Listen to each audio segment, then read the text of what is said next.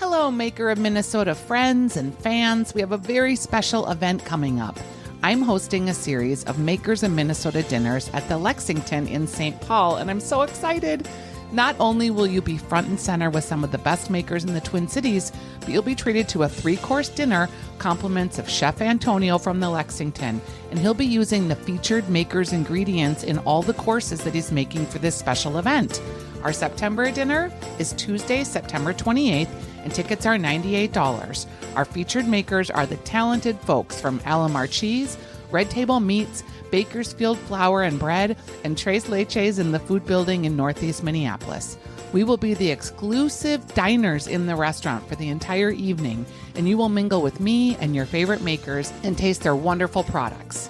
And a special treat, you can even pre-order the first ever Makers of Minnesota holiday box filled with my favorite products from makers all around the Twin Cities. We'll have a limited number of tickets for this special event, and when they're gone, they're gone. So go to thelexmn.com and sign up via Eventbrite for the first Makers of Minnesota dinner featuring the talented makers of the Food Building, including the delicious cheese from Alamar Cheese, breads from Bakersfield Flour and Bread, meats from Red Table Meats and Elixirs, and tinctures from Tres Leches. Get your tickets now at thelexmn.com.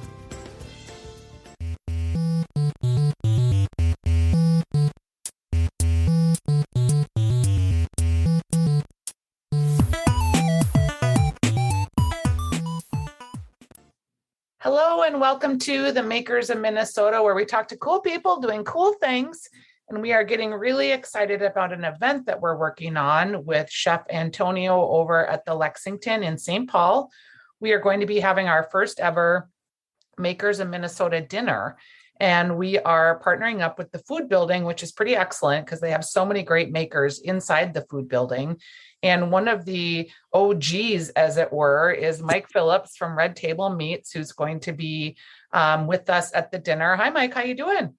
I'm doing fine. How are you? Good, good. You know, I have really fond feelings about you and Red Table Meats just because I can remember starting at the Craftsman, you being in the kitchen there and doing just such amazing things with meats and charcuterie, and you were like farm to table before farm to table was even cool. You had it all dialed in. We had a lot of fun there. We were just talking about that the other day. That was a lot of fun doing a lot of farm dinners. And yes, that is where actually, we were curing. I was just thinking that I was curing meat at the Modern Cafe back in 96. When I was there, and then when we had Chet's, we were doing a good deal of meat curing. Yep. But the Craftsman, we finally got it going really well at the Craftsman, I think. So it was fun. Yeah, and you have been doing, what you're doing with meat. In effect, I think feels like you've kind of created, and you're part of a group of folks, obviously, but you guys have created a lot of new ideas, new trends, and all of it based in trying to be more conscientious about animal husbandry and just taking care of the whole animal and using the whole animal. So when you think about where Red Table Meats is today versus when you started, it's been a long trajectory, but how are things changed or improved over the course of your time? Things have definitely changed. We got into it with the idea of using only whole animals, and that really wasn't economically viable for us. So back in 2018, we changed that model and started using mostly meat from great sources and then some pigs. And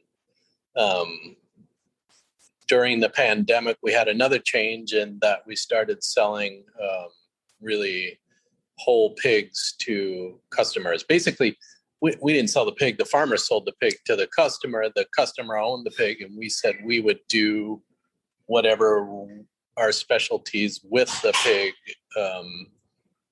So that was a big change for us in that it allows us to use more pigs again, but also that in economically, we never have to own the meat.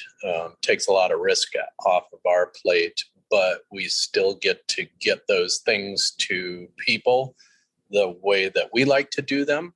And we also make sure that farmers are taken care of as well. So it's really a great program. And we've started to see some larger, or not larger, I'm going to say smaller, larger for us, but smaller in the real retail world. But some retail partners come on board with that as well.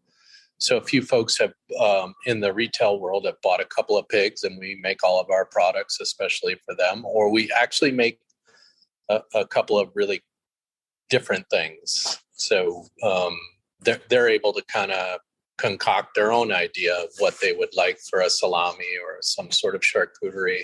So kind of almost like a co-branded, as it were, sort of? 100%.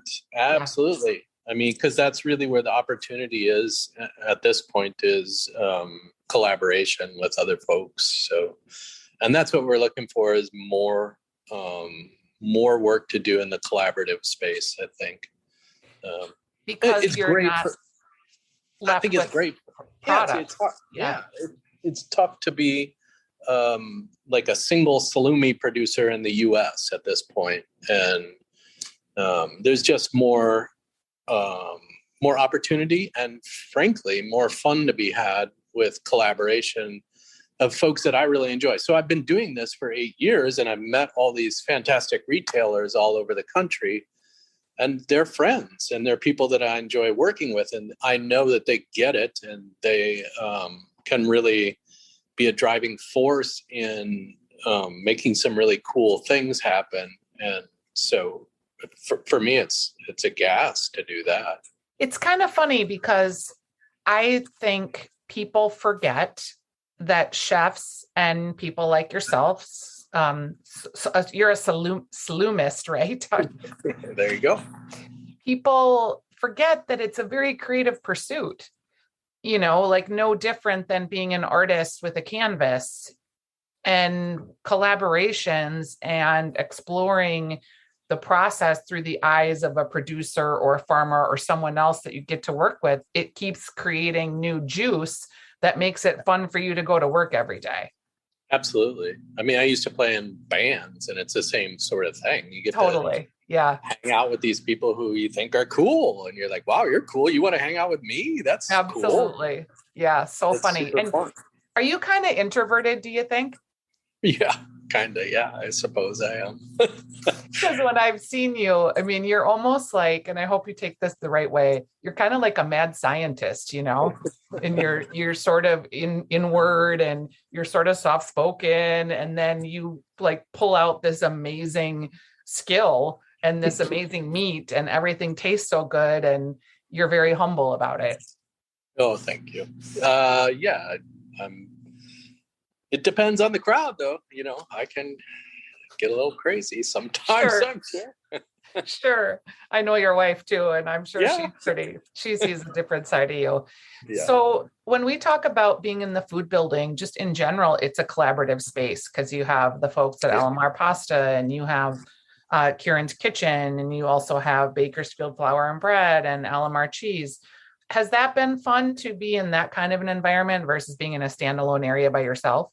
Yeah, definitely. And I think that we're just really hitting the tip of the iceberg with collaboration here. I think having Marco and Tres Leches come into the building as well, it's going to be really interesting to see what happens here in the next 5 years. And I'm really psyched about really working hard on that collaboration end of things, and so that you could walk into Karen's Kitchen and get something that was thought about by everybody in the building. I think that would be really cool. Yeah. And that is part of why I approached you guys to be the guests for this first dinner, because there are so many smart, talented, delicious people that are working in your building. And Tres Leches, I had, this is Marco Zappia, and he is going to be in food building. He's just building out his space and getting ready right now. But I had I think it was a botanical kombucha that he made that was just crazy good. Crazy. Yeah. So I'm excited delicious. to see what happens there. Well, Yeah, I mean, absolutely. for sure, mad scientist stuff right there. Yeah. And do you think there'll ever be like, and maybe this is just COVID, but in the beginning, food building was such a collective space and you could kind of walk through the space and you could see some of the making. Yeah. And with COVID, everything's sort of been shut down.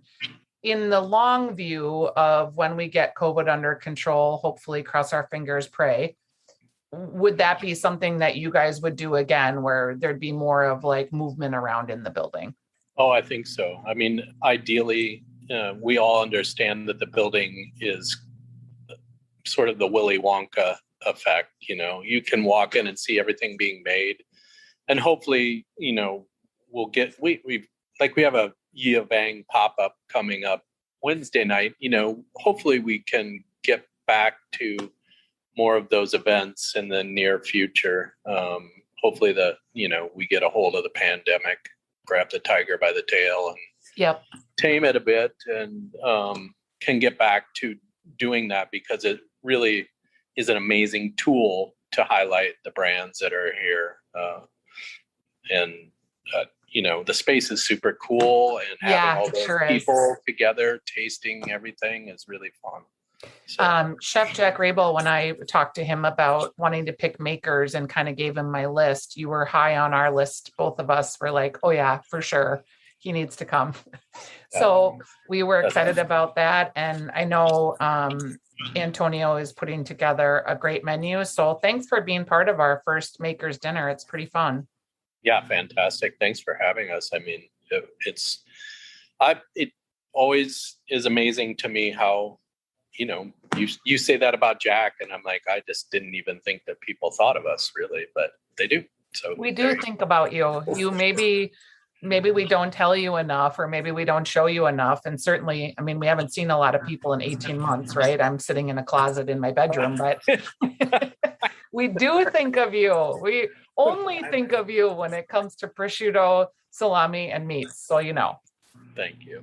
Thanks, Mike. And we will have an opportunity to get tickets this week started. So make sure that you go to thelexmn.com and get your tickets to join us. We are excited about the event. Thanks for being here. Oh, thank you very much. Okay. Bye-bye. Bye.